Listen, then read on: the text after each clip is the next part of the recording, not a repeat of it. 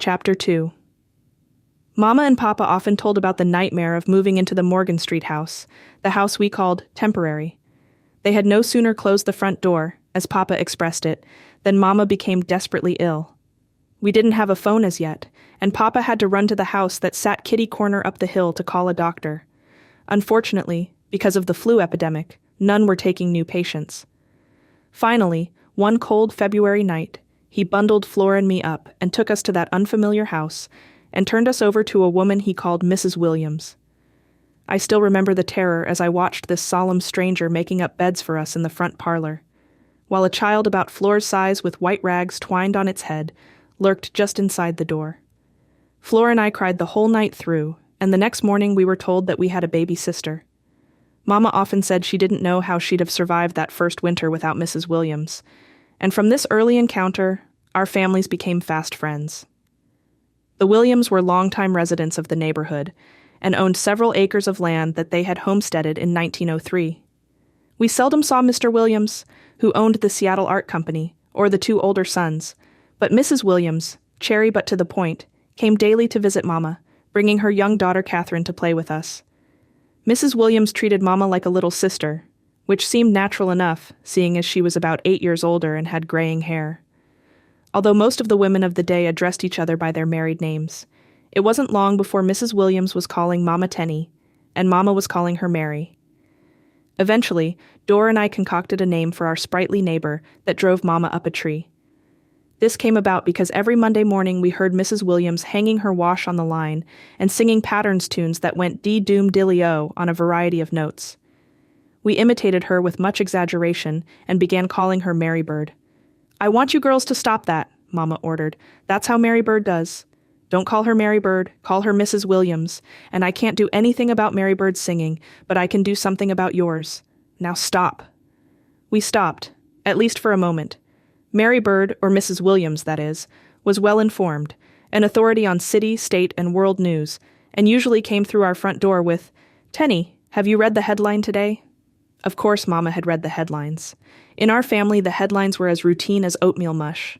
Mama had not only read the headlines, but, like other diligent citizens, she had scoured the papers about all important happenings, infidelities, murders, robberies, rapes, etc.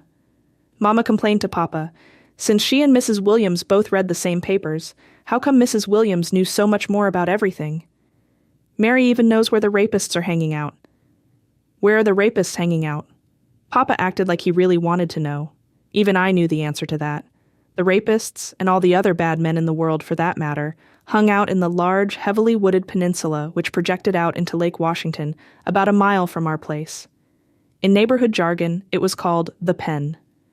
This caused considerable confusion, and it was years before I realized that every time Papa spoke of some criminal being sent to the pen, he was not referring to the Seward Park Peninsula. Mrs. Williams' pet peeve was Seattle's Mayor Brown, who, according to the grapevine, was so corrupt that he actually accepted payoff money from fancy ladies and rum runners. But what could you expect? By profession, Mayor Brown was a dentist. Not an ordinary dentist, mind you, but an advertising dentist who paid to have his picture in the paper and promised that he could pull teeth painlessly. His opponents called him Happy Tooth and said that his advertisement was a downright lie because, as everyone knows, you can't have a tooth pulled without suffering. It's a law of nature or something. On the other hand, some people said, "I never had a tooth pulled, and don't intend to, so I can't use that to judge the moral character of our honorable top official." Papa's views on the subject were that he'd had several teeth pulled, and it hurt like hell, so he sided with the opponents. That is, until the big confrontation between the mayor and Mrs. Bertha Landis, the chairman of the city council. This big, bold, homespun woman, whom the city called Big Bertha, was a strong advocate of prohibition and had the backing of most of the women in Seattle. As for the men in Seattle, however, they figured, as did Papa, that Big Bertha should be home cooking for her husband, a political science professor at the University of Washington. How can the poor cuss teach those darn upstart kids if he doesn't have a good breakfast? Seattle's women said that the men of Seattle sided with the mayor because he had the #1 prerequisite in the field of politics. He was a man. The men of Seattle said the women sided with Big Bertha because she wasn't. Mrs. Williams was outspoken and never shrank from pointing out what she considered Mama's major failing. I know, Tenny, that in California you did things so and thus, but here we do things thus and so. Her voice took on a tone of mild contempt. Papa explained this hostility that went back to when the first settlers to the west had come across the Oregon Trail. The stalwarts had come to the Northwest to farm and raise families. The fortune seekers had taken the California cutoff to go and seek gold. We called Mrs. Williams' daughter Catherine Cat, but if we'd have given it much thought, we'd have called her Parrot, because she reiterated everything that her mother said with few variations. She would come through the door saying, "Have you read the funny papers today?" Of course we had read the funny papers.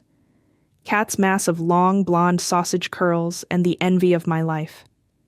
I, whose hair was straight as a stick and the color of a baked potato, was fascinated by the springy action every time she moved. She said that her mama put her hair up in rags every night, which explained the strange creature we had seen in the Williams parlor on the night of Dor's birth. Cat was a tomboy and complained that her curls got in the way, but if she'd have ever guessed that one day she would have to get them cut off, she might have changed her story. Cat took it upon herself to warn us of all the dangers in the neighborhood. There's lice in the old chicken house, and it's very scary. We were playing in a puddle near the downspout that Papa hadn't fixed as of yet.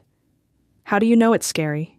Flora resented Cat having more information than she did, especially since Cat was younger by several months, and younger people shouldn't know more than older people. I know because I know, was Cat's stock answer, and I know because sometimes I go there. I thought we weren't supposed to go there. Flora was becoming annoyed. Usually being annoyed made Flora's freckles stand out in a flush, but now her face was partly covered with mud. Cat tossed her curls and swallowed audibly, as if she'd just eaten a mouse. She knew all the houses in the block, and she knew who and what lived in each house. She first told us about the Fowler family who lived directly across the street from us. They had bought the lot from the Williams about a year before, and had built their house on a high bank. At present, they were putting in the landscaping, which included a large rockery. Stephen, their only son, was a year older than I, and so clean that it appeared that he had just been unpinned from the clothesline. We seldom saw Mrs. Fowler, and figured that was because she was always busy washing Stephen's clothes and Stephen. Cat even knew the names of the streets. Do you know where Holly Street is? We didn't know where Holly Street was then, but that was before we had heard of the frightful Holly Street gang that was to torment us for years. Cat knew we didn't know, so she didn't wait for an answer.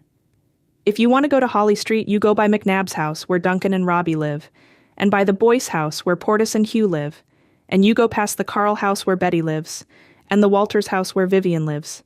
Then comes the Ivy house on Holly Street where the old maids live. At this she paused as if to give us time to catch up. Did you ever hear of an Ivy house on a Holly Street? We never had. Cat had counted on that. It makes you think of Christmas, doesn't it? Come to think of it, it did. Why did they call it the Ivy house? Flora asked. It's 'cause people named Ivy live there, and they have goats who live in the house with the people. Flora was losing her freckles again. Did your mother tell you that? Cat assumed a superior look. I don't need my mother to tell me that. I went in their house one day and my nose told me that. I wanted to ask what goats were, but Cat was on a roll.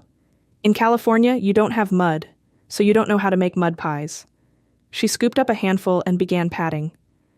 Stephen doesn't know how to make mud pies either. Stephen's not allowed to get dirty, but I am. My mama doesn't want me to get dirty either, Flora said defiantly. I hadn't given the matter any thought, but I naturally sided with Florence. And my mama doesn't want me to get dirty either. And I'm not from California, I'm Hawaiian. Cat turned to study me, and her sausage curls bounced. You don't look Hawaiian to me. Cat knew a little about almost everything. Her mama read to her constantly, and she had a retentive mind, so it was no wonder that she knew about Hawaiians. You aren't brown, she said. That was not exactly true. At the moment, I was covered with mud. But Flora backed me up, looking like she had swallowed a mouse too. She is too Hawaiian. Papa says so. When Mama and Mrs. Williams came and found us, they were appalled. With all the other places you have to play, why do you play in the mud? Mrs. Williams took Catherine by the ear and started home. Next day she came in the door. Franny told Catherine that she is Hawaiian. Mama was happy for the opportunity to explain something to Mary for once. Franny was born in Aloha.